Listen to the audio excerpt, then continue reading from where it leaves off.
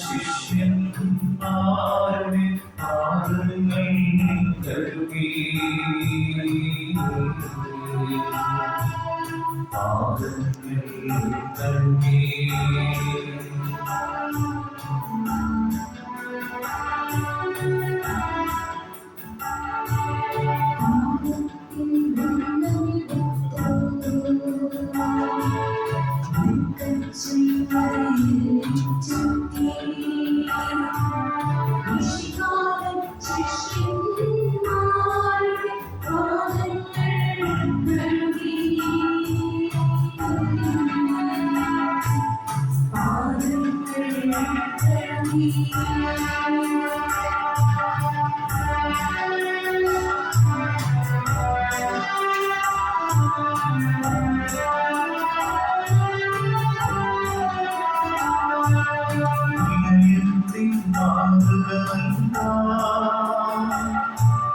സ്നേഹത്തിൻ പൊൻകുടി നാട്ടാ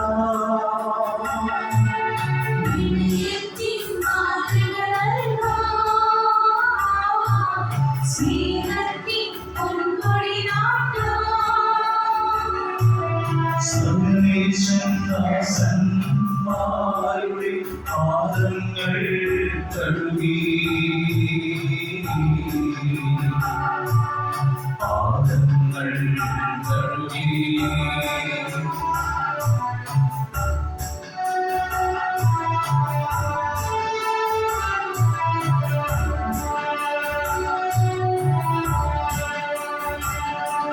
സ്നേഹത്തിൻ ചിരകുനിഞ്ഞ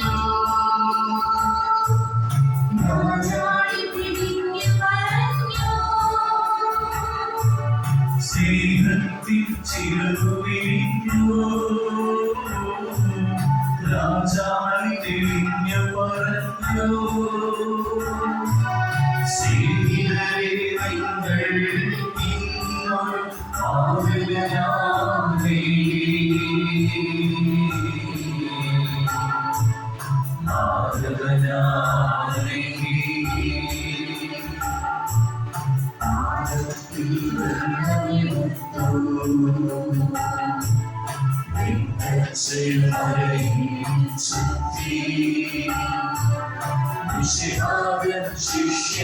ശിഷ്യന്മാരുടെ പാദങ്ങൾ കഴുകി പാദങ്ങൾ കഴുകി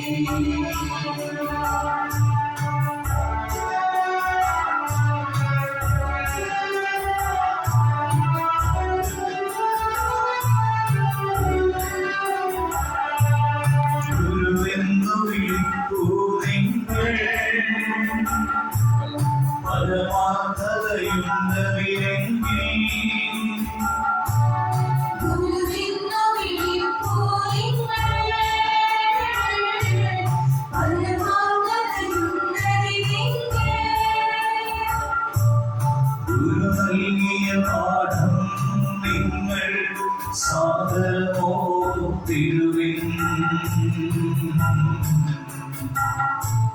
സാദരമോ തിരുവിൻ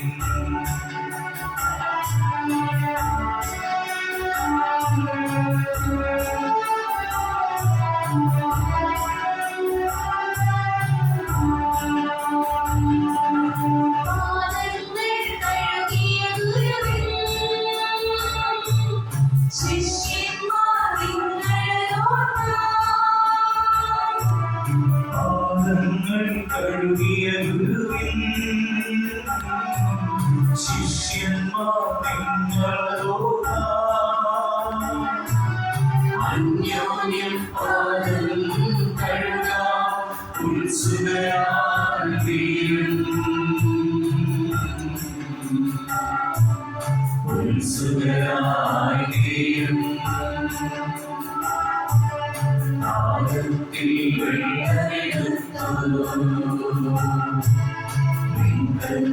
മലയും ചുറ്റി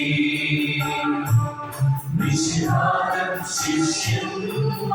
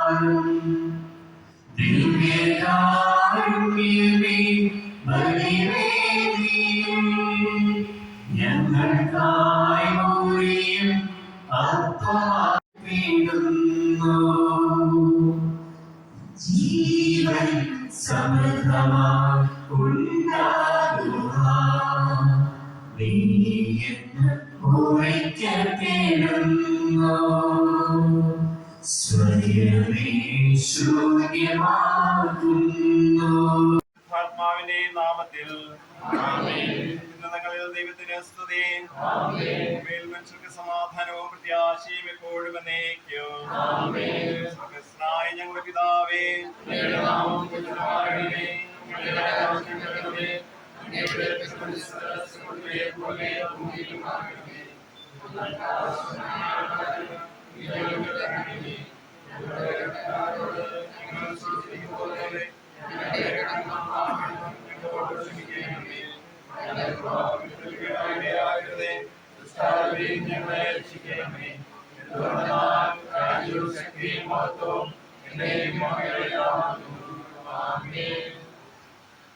പീഡാസഹനത്തിന്റെ തലേ രാത്രിയിൽ ശിഷ്യന്മാരുടെ പാദങ്ങൾ കഴുകി വിനയത്തിന്റെ മാതൃക ഞങ്ങൾക്ക് നൽകുകയും ഞങ്ങളോട് സദാവസിക്കുന്നതിനായി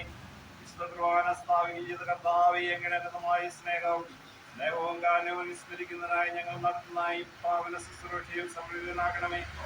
ഞങ്ങളുടെ കാലടികൾ ഞങ്ങളെ സഹായിക്കണമേ. സകലത്തിനെയും നാഥായ കർത്താവിനെ സ്തുതിക്കുവിൻ. എന്തുകൊണ്ടെന്നാൽ അവിടുത്തെ കാരുണ്യം അനന്തമാകുന്നു.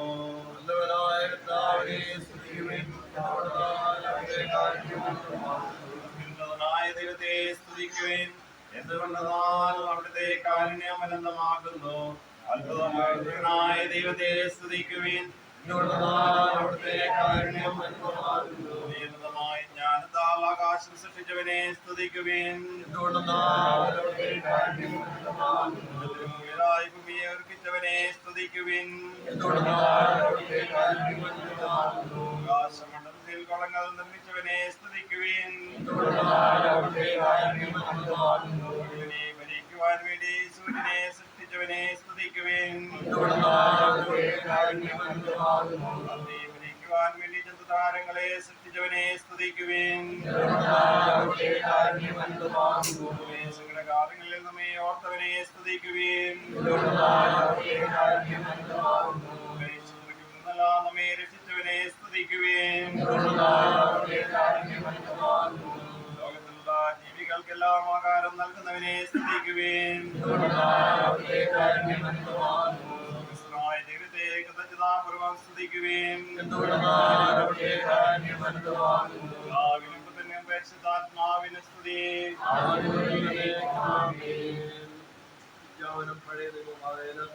പഴയ നിയമകാലം മുതൽ ദൈവത്തിന്റെ തെരഞ്ഞെടുക്കപ്പെട്ട ജനം പെസഹ ആചരിച്ചിരുന്നു. ആ ദിവസം കുടുംബാംഗങ്ങൾ ഒരുമിച്ച് പെസഹാപ്പം ഭക്ഷിക്കുകയും കർത്താവ് അവരോട് ചെയ്തിട്ടുള്ള അനുഗ്രഹങ്ങൾക്ക് കൃതജ്ഞത അർപ്പിക്കുകയും ചെയ്തിരുന്നു. ഈജിപ്തിൽ ഫറവോയുടെ അടിമത്തത്തിൽ നിന്ന് ഇസ്രായേൽ ജനത്തെ ദൈവം വിമോചിപ്പിച്ചത് സംബന്ധിച്ച് പുറപ്പാടിന്റെ പുസ്തകത്തിൽ പ്രതിപാദിച്ചിട്ടുള്ള ഭാഗമാണ് ഇപ്പോൾ വായിക്കുവാനായിട്ട് പോകുന്നത്.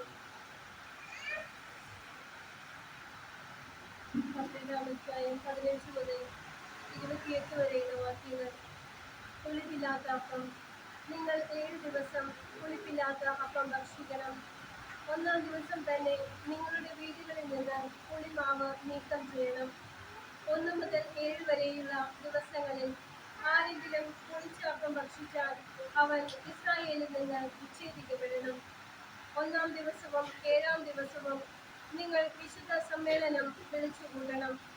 ആ ദിവസങ്ങളിൽ വേല ചെയ്യരുത്. എന്നാൽ ഭക്ഷിക്കാനുള്ളത് പാകം ചെയ്യാം. പുളിപ്പില്ലാത്ത അപ്പത്തിന്റെ തിരുനാൾ നിങ്ങൾ ആചരിക്കണം. കാരണം ഈ ദിവസമാണ് ഞാൻ നിങ്ങളുടെ വ്യൂഹങ്ങളെ ഈജിപ്തിൽ നിന്ന് പുറത്തു കൊണ്ടുവന്നത്. നിങ്ങൾ തലമുറ തോറും ഈ ദിവസം ആചരിക്കണം. ഇത് എന്നേക്കുമുള്ള കൽപ്പനയാണ്.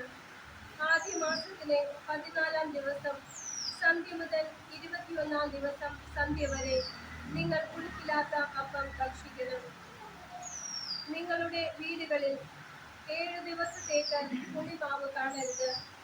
ആരെങ്കിലും പുളിപ്പുള്ള അപ്പം ഭക്ഷിച്ചാൽ അവൻ വിദേശിയോ സ്വദേശിയോ ആകട്ടെ ഇസ്രായേൽ സമൂഹത്തിൽ നിന്ന് വിച്ഛേദിക്കപ്പെടണം. പുളിപ്പിച്ച യാതൊന്നും നിങ്ങൾ ഭക്ഷിക്കരുത്. നിങ്ങൾ വസിക്കുന്നിടത്തെല്ലാം പുളിപ്പില്ലാത്ത അപ്പം മാത്രമേ ഭക്ഷിക്കാവൂ. മോശ ഇസ്രായേൽ ശ്രേഷ്ഠന്മാരെ വിളിച്ചു പറഞ്ഞു, കുടുംബങ്ങളുടെ കണക്കനുസരിച്ച് നിങ്ങൾ പെസഹ ആട്ടിൻകുട്ടികളെ തിരഞ്ഞെടുത്ത് കൊല്ലുവേൻ. പാത്രത്തിലുള്ള രക്തത്തിൽ ഈസോപ്പ് കമ്പ് മുക്കി 2 കട്ടില കാടുകളിലും മേൽപ്പടികളിലും തളിക്കുവേൻ. പ്രഭാതമാകുന്നതുവരെ ആരും വീടിന് പുറത്തു പോകരുത്. എന്തെന്നാൽ ഈജിപ്തുകാരെ സംഹരിക്കുന്നതിന് വേണ്ടി കർത്താവ് കടന്നു പോകും. എന്നാൽ നിങ്ങളുടെ മേൽപ്പടിയിലും 2 കട്ടില കാലുകളിലും രക്തം കാണുമ്പോൾ കർത്താവ് നിങ്ങളുടെ വാതിൽ പിന്നിട്ട് കടന്നു പോകും. സംഹാരദൂതൻ നിങ്ങളുടെ വീടുകളിൽ പ്രവേശിച്ച് നിങ്ങളെ വധിക്കാൻ അവിടുന്ന് അനുവദിക്കുകയില്ല. ഇത് നിങ്ങളും നിങ്ങളുടെ സന്തതികളും എക്കാലവും ഒരു കൽപ്പനയായി ആചരിക്കണം. കർത്താവ് തന്റെ വാഗ്ദാനം അനുസരിച്ച് നിങ്ങൾക്ക് തരുന്ന സ്ഥലത്ത് ചെന്ന് ചേർന്നതിന് ശേഷവും ഈ കർമ്മം ആചരിക്കണം. ഇതിന്റെ അർത്ഥം എന്താണെന്ന് നിങ്ങളുടെ മക്കൾ ചോദിക്കുമ്പോൾ പറയണം. ഇത് കർത്താവിന് അർപ്പിക്കുന്ന പെസഹ ബലിയാണ്. അവിടുന്ന് ഈജിപ്തിലുണ്ടായിരുന്ന ഇസ്രായേൽക്കാരുടെ ഭവനങ്ങൾ കടന്നുപോയി. ഈജിപ്തുകാരെ സംഹരിച്ചപ്പോൾ അവിടുന്ന് ഇസ്രായേൽക്കാരെ രക്ഷിച്ചു. അപ്പോൾ ജനം കുമ്പിട്ട് ദൈവത്തെ ആരാധിച്ചു. അനന്തരം ഇസ്രായേൽക്കാർ അവിടം വിട്ടുപോയി. കർത്താവ് മോശയോടും അഹരോനോടും കൽപ്പിച്ചതുപോലെ ജനം പ്രവർത്തിച്ചു. സമാധാനം നിങ്ങളോട് കൂടെ. നമ്മുടെ കർത്താവ് ഈശോ മിശിഹായുടെ പരിശുദ്ധ സുവിശേഷം. കുഞ്ഞാടിനെ വിളിച്ചു ചെയ്യേണ്ടിയിരുന്ന ഉടുപ്പില്ലാത്ത അപ്പത്തിന്റെ തിരുനാൾ വന്നു ചേർന്നു. ഈശോ ഇങ്ങനെ പറഞ്ഞുകൊണ്ട് പത്രോസിനെയും യോഹന്നാനെയും അയച്ചു, നിങ്ങൾ പോയി നമുക്ക് ഒരുക്കങ്ങൾ ചെയ്യുവിൻ.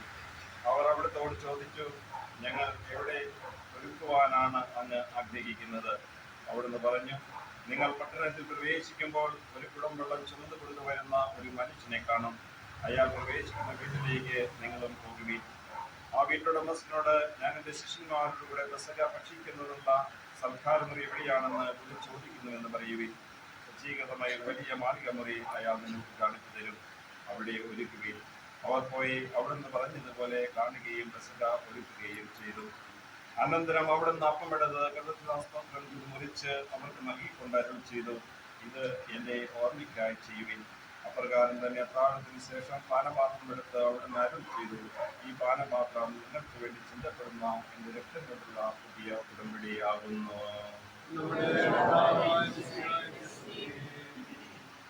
അപ്പം എടുത്ത് വാഴ്ത്തിക്കൊണ്ട് അതിനെ അങ്ങയുടെ തിരുശരീരവും മുന്തിരിരസവും നിറച്ച കാസിയെടുത്ത് വാഴ്ത്തിക്കൊണ്ട് അതിനെ അങ്ങയുടെ തിരു രക്തവുമാക്കി മാറ്റിയ കർത്താവേ, ഞങ്ങളുടെ ശുശ്രൂഷയിൽ സംവേദനാക്കണമേ. പെസഹ ആചരണത്തിലൊരുക്കുന്ന ഞങ്ങൾ അനുഭവിക്കാൻ പോകുന്ന ഈ അപ്പവും പാലും കാനുഗ്രഹവും ഒന്ന് ആശീർവദിക്കണമേ. ഇതിൽ പങ്കുചേരും ഞങ്ങളെല്ലാവരെയും അങ്ങയുടെ സ്നേഹത്തിൽ ഒന്നായി ഭവിക്കട്ടെ. ഇതിൽ നിന്ന് അനുഭവിക്കുന്നവരെ സന്തോഷവും സംതൃപ്തിയും കൊണ്ട് നിറയ്ക്കണമേ. എല്ലാ പൈശാചിക ബാധകളിൽ നിന്ന് അവരെ വിമോചിപ്പിക്കുകയും ചെയ്യണമേ. സകലത്തിന്റെയും നാഥ എന്നേക്കും.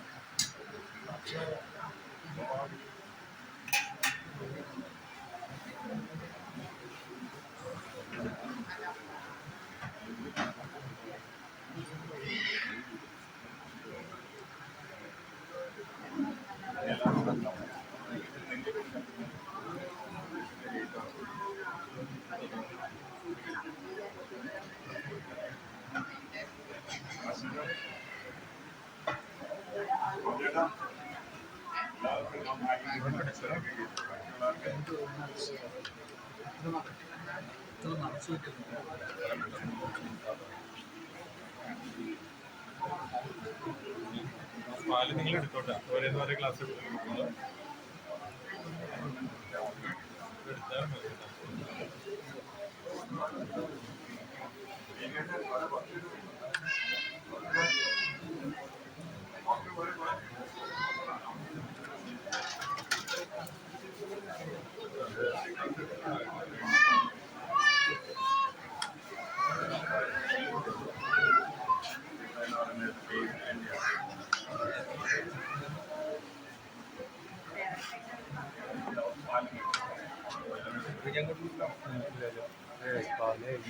ബാക്കി ഒരു